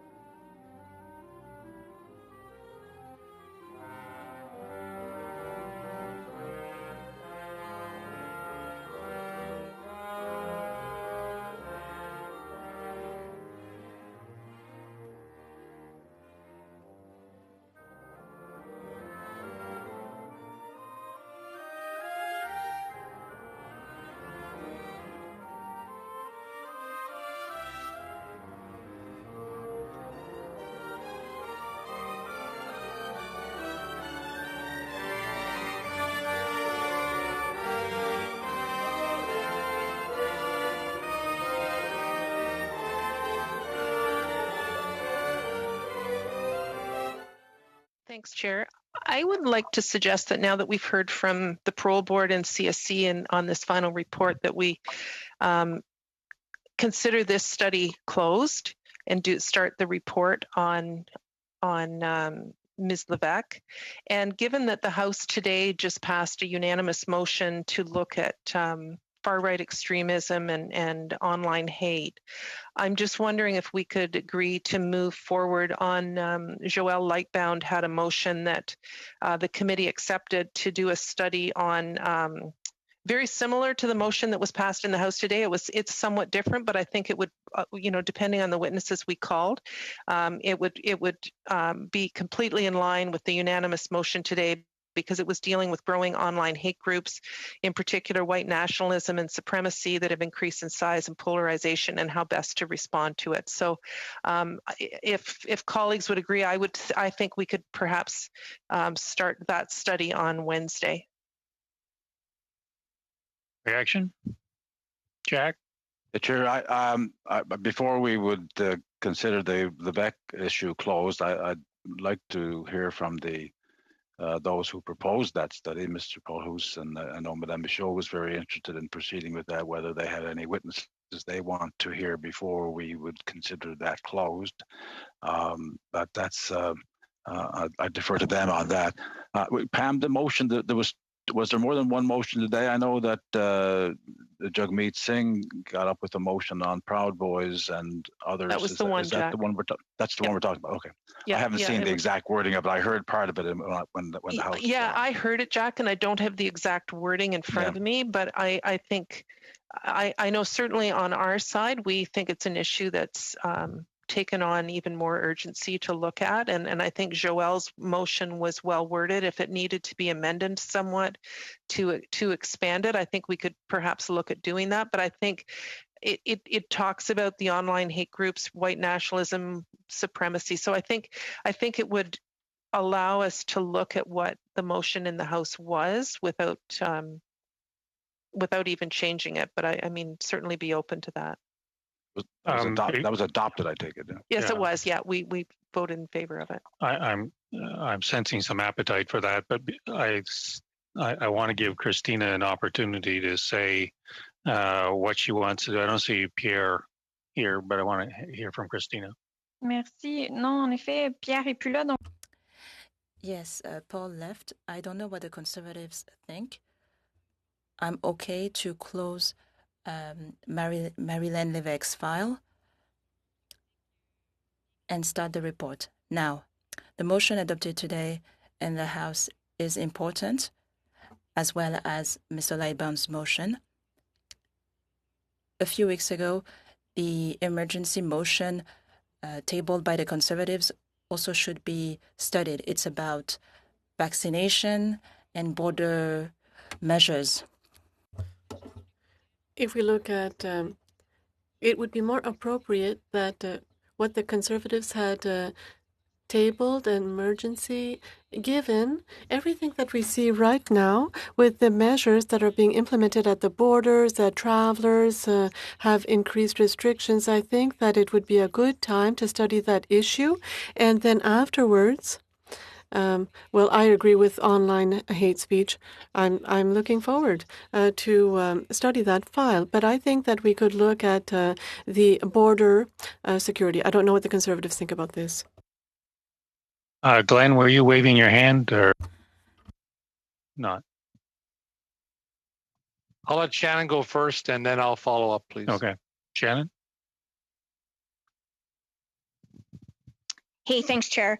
I agree with my colleague about the concerns and the pressing issues around the motion in the House, but I would suggest that before we commit the mistake that it seems committees and bureaucracies and governments always do, by moving on before we've actually finished off what is also extremely important work, that we should in fact turn our attention to concluding our report and our recommendations relative to the study on the RCMP. I think we probably should also have a conversation about as the chair and I have previously, about whether or not we want to include recommendations related to the Bastarache report, either under that umbrella of our main report or perhaps a side effort. And secondly, I think on behalf of the Conservatives and on behalf of Pierre Palousse, who's gone on to finish his House duty, and the co-initiator of the study in Lévesque, that there are indeed outstanding Conservative witnesses for the Lévesque study. I don't have that list right in front of me, but I think the clerk does. So I would say this in terms of orders of go. We at the very least should finish off with those remaining witnesses for Lévesque.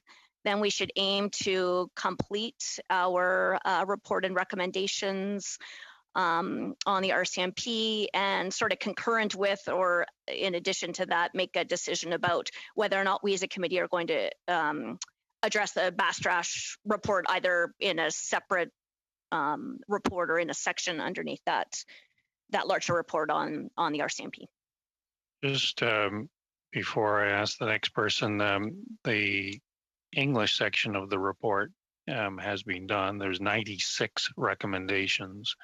It's still in translation, and a clerk will correct me if I'm wrong, but I think it's not available to us until February the 11th. That sticks in my mind for some reason or another. Is that correct, Mark? It'll be ready that week, and but it's a break week, so the committee will be able to meet on it the following week. Okay. Now on other witnesses on the Lévesque report, are we talking lots of witnesses, few witnesses, no witnesses? There doesn't seem to be a huge appetite to do much beyond where we are currently, but I'm open to that. Okay, deafening silence there. Chair, could we just vote on whether we continue that study or not? On Lévesque study? Yeah. I mean, I think we all agree that the racism one is a priority, and we can't do that until we actually get the report. But perhaps we could just vote on whether we extend meetings on Lévesque. And if we vote to continue with the meetings, then we can decide about witnesses. Okay, I'm happy. Chair. Mr. Chair. Okay, Jack first, Shannon second. Yeah, I had a comment about that. We're before Christmas. It was very important for us to do this study on that, and I'm assuming there were witnesses lined up that might be available. Now I don't. It's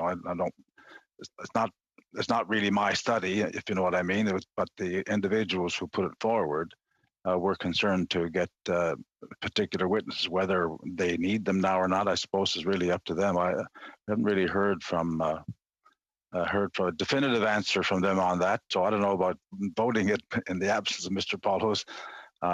Was it his study? It was his study, was it not?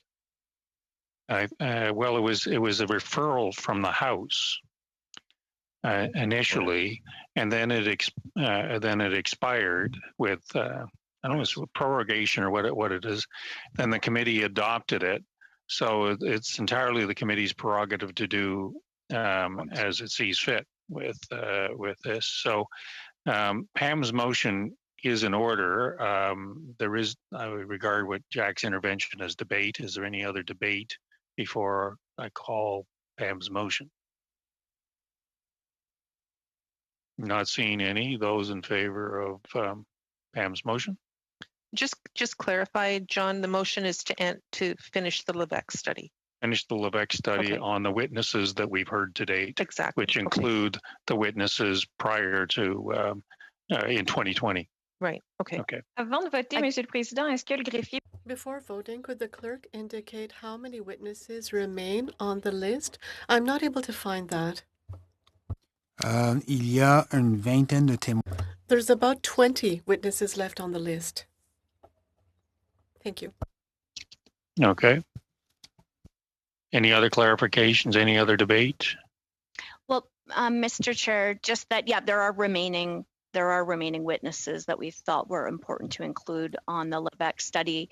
And also we, of course, as a group had agreed to 2 to 3 more meetings on the Lebec study, which would make it fall in line with the other, with a number of meetings on the other studies that we've conducted so far as a committee. So to support this motion would, of course, reverse the agreement that we had before Christmas. And I'm not sure that even given the session we just had, all of our concerns are allayed and every aspect has been addressed. So it seems to me both in order to do the victim and her families and her loved ones justice, but also to try to get even farther at what can be put in place to prevent this kind of thing in the future, it would behoove us to take the time we dedicated to hear from from all of the witnesses that we suggested and to complete this properly.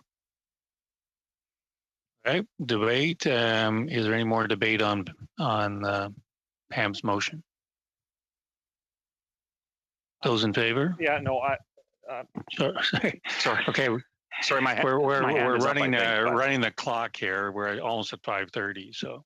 So my question is: this motion even in order? Since we have this is, I believe, an unofficial gathering of the committee that's deciding upon an agreed upon, already voted on motion that determined a certain number of set meetings. So I'd ask for a ruling maybe from you, Mr. Chair, about whether the motion is in order in the context in which we're debating it. Well, the committee is king or queen of its own procedures. So what the committee creates, the committee can uncreate. So I think the doesn't require notice. And no, Chair, I'll withdraw the motion. And maybe we should just have it done at subcommittee. Okay. It confirms my prejudices about having people with having 12 people in a meeting trying to go forward. Okay, but I still am stuck with what are we going to do Wednesday?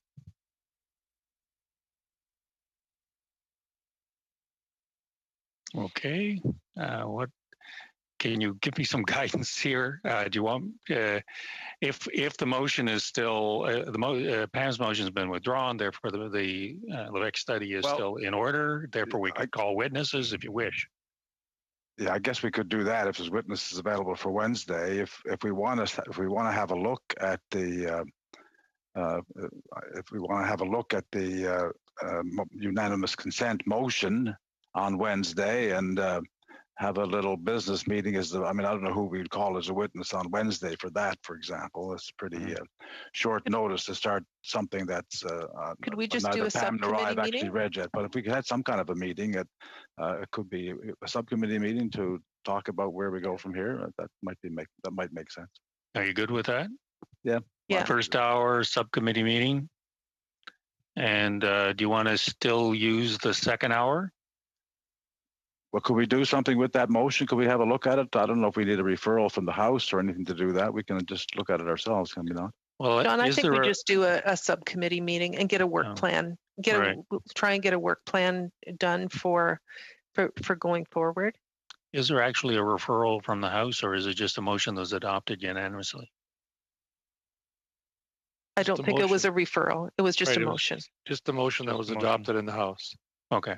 And we have other things on our agenda that we carried over from last fall in our last meeting before Christmas, that the clerk could certainly give us a list of what those things are, including the decision to have the commissioner of the RCMP and the public safety minister appear before the committee on the implementation of their Merlot-Davidson settlement agreement. That was something that's on our agenda, and I think a few other things that we need to deal with. So we have lots that we can actually deal with. So it's just a matter of, agreeing, like you said, in a subcommittee to deal with. That is the problem. We have lots on the thing, and we ran through all 20 witnesses on the parole study. We'll be here till March. So we, if everything's a priority, then nothing is a priority. So exactly. Okay. So at least the first hour will be devoted to committee business with the subcommittee, and the clerk will send out notice to that effect. And then I hate to lose an hour. But John, is there any appetite to have someone appear to let us know what the state of, in terms of how hate groups are listed in Canada? Is it like somebody, not the minister, I'm not talking about the minister, but I mean that somebody from CSIS or somebody from public safety that could just give us a briefing on how that whole process works. I think it's timely. I think Canadians are interested in and really concerned about groups like Proud Boys. Just using an hour for a briefing, it's not a study, it's just a briefing on how this process works, how it's determined to put organizations in as a hate group, how they're listed as terrorists. Just a 1 hour briefing. Is that useful? Chair, could I throw in a few words here? Yeah. I think I'd be in support of having someone talk about this issue. I know Mr. Lightbound's motion is close to this, but if we could have a briefing from someone on how this may not be public safety as per se, although we're talking about hate groups and organizing things on the internet.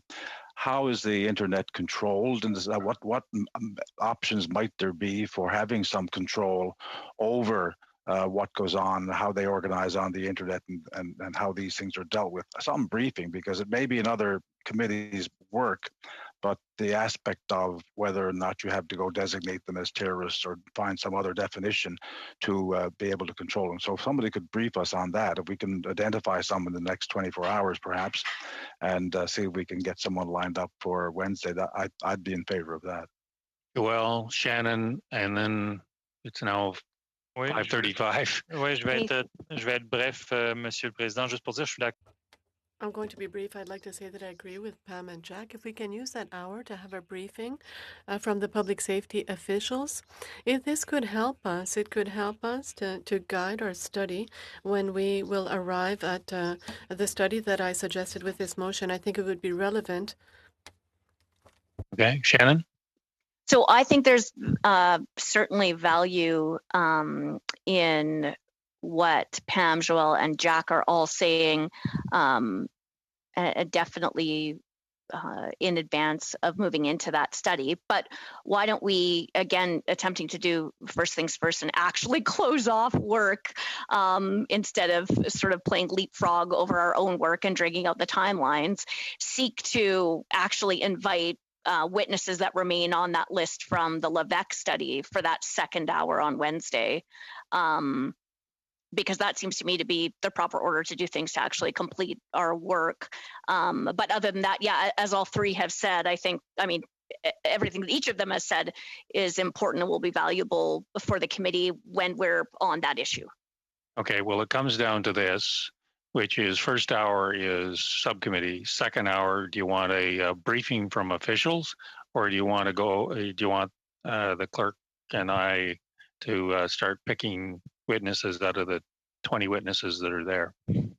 Yeah, I would say, especially since it's all electronic anyway, so we're not, this is maybe the only happy coincidence or serendipitous thing where we don't have to, be expecting people to travel from all around the country or do that kind of thing. It actually seems to me that it should be fairly possible to get one or two witnesses that remain on that list to participate by Zoom on Wednesday afternoon in the second hour. So I would say that would be a good first thing. John, I disagree. I disagree too. Yeah, I think the subcommittee needs to get together first and figure out our work plan. And this would give us a way to, if we're not going to do that, I would say we cancel the second hour. I think we could get a briefing. I think it's pertinent to what's going on in the world right now. And I think it's really important for Canadians to know how do groups get listed, just a overview from public safety officials. And then once the subcommittee has met on Wednesday, we'll have a work plan, and then we can look at inviting other witnesses for whatever direction we choose to go. I agree with that. I agree with what Pam is saying here. That I don't, nothing against the choices, the wise choices that the chair and the clerk might make from the 20 witnesses. But I mean, we have no idea who might be available or who the priority witnesses are. I don't know if we want 3 or 4 more meetings. Maybe the people who want this study only want to hear from 2 or 3 more people. So let's figure that out first before we just fill up the time with whoever happens to be available on Wednesday. Okay. Chair, yes, I'm confused. We had a work plan developed in the fall, and now we're going to develop another work plan. Life changes. Well, yeah, of course it does. But I mean, at some stage, we've actually got to do the work that we've actually been assigned. I mean, if the truth be known, I believe our colleague Joelle already put a motion forward on online hate. And the Justice Committee did a study on that, about 12 meetings, if I remember correctly, had, nearly 50 witnesses. That report was produced, and, their government never did respond to that report. I mean, it's important that we deal with it, but we also have important issues that we have right in front of us that we have already made motions of, that are part of a work plan that we've already developed in late fall. And, I think we need to stick with what we're doing, or else, like as Shannon said, and others, we're jumping around over issues that we've never ever dealt with. I mean, Damien had a motion that was put forward, and I think we need to work on that. We have outstanding issues with the RCMP, and I know the report isn't done yet and translated, but we have another one that we can deal with there too. And what do we have, 10 or 12 outstanding issues that are before this committee, and not a new one. So I just, Damien's is an all-party motion that I think would be fantastic, and I certainly invite him to speak to it. But that's what we need to be focusing on. Okay, Joel. Mr. Chair, seeing that it's already 5:40, we've gone beyond our time, and there doesn't seem to be any agreement. I think I'll move to adjourn and let the subcommittee figure out what our work plan should be. All right. So, yeah. Motion to adjourn, non-debatable. Okay. Chair, I think your 1 hour subcommittee meeting on Wednesday might take a little longer than 1 hour. So, well, certainly if you come, Glenn. Well, of course I'm going to be there. I wouldn't want to miss meeting with you again, John. Come on, it's been so long. I know. Since December, man. I miss it like a toothache. Yeah, I know. Yeah, I know. Okay, thank you. We'll do what we can do, and get at least the 1 hours for sure. And I'll talk to you about whether we can do anything beyond that hour. Okay, thank you, folks. Meeting adjourned.